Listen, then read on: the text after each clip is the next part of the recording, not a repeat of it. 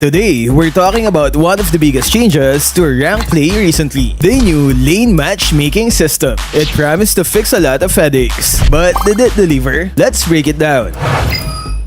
Before the system, the rank draft phase could be a chaotic mess. You know the drill. Everyone instantly locking marksman, or multiple players fighting for the jungler type of drama. Or even worse, someone going AFK because they didn't get their preferred role. It was a gamble on who gets the first slot, and most of the time, it doesn't end well for the S5. The new lane matchmaking system aimed to solve these exact problems. By allowing us to pre-select two preferred lanes before matchmaking, it significantly reduced those annoying lane conflicts. You're less likely to find yourself in a team with 3 gold laners or 2 mid laners. It brings a much needed sense of order to the draft, allowing for smoother hero selection and ideally better team compositions from the get-go. For roamers, there's even been some love with extra protection points, which is a nice touch. And let's not forget the end of the dreaded double retribution. Now, only the assigned jungler can take it, making the composition much clearer.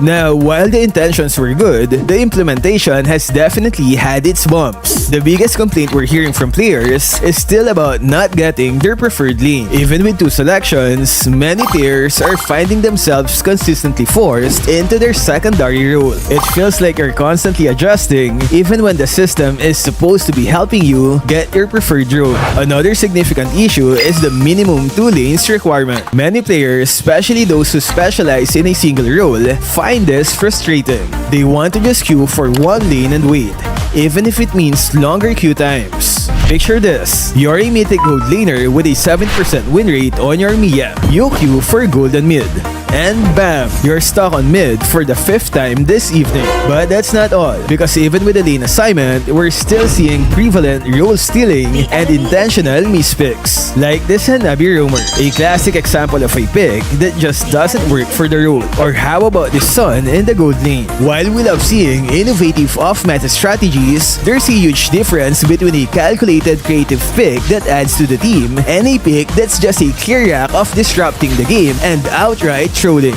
This isn't about pushing boundaries, it's about actively sabotaging the team composition.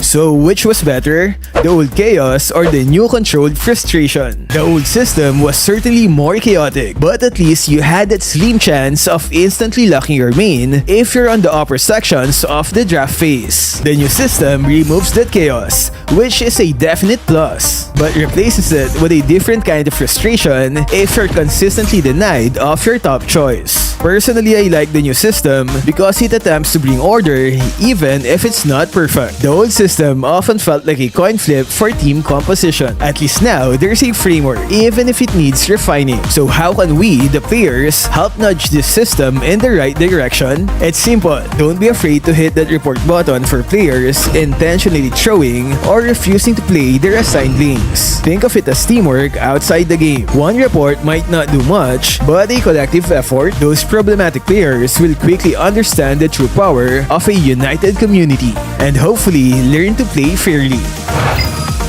But for the solo queue warriors, what can Moonton do to improve this? I think allowing single lane queuing with a clear indication of the estimated wait times will be a huge step. Some players won't mind waiting longer just to play their specific lane. If roamers are less popular, the devs could consider introducing more appealing roam heroes, adjusting roam itemization, or adding something unique that's only for the roamers. This will naturally increase their popularity rather than forcing players into the role. And finally, if a single lane queue is not possible, a better transparency on why a player gets a certain lane could help manage their expectations. Perhaps showing the amount of players waiting?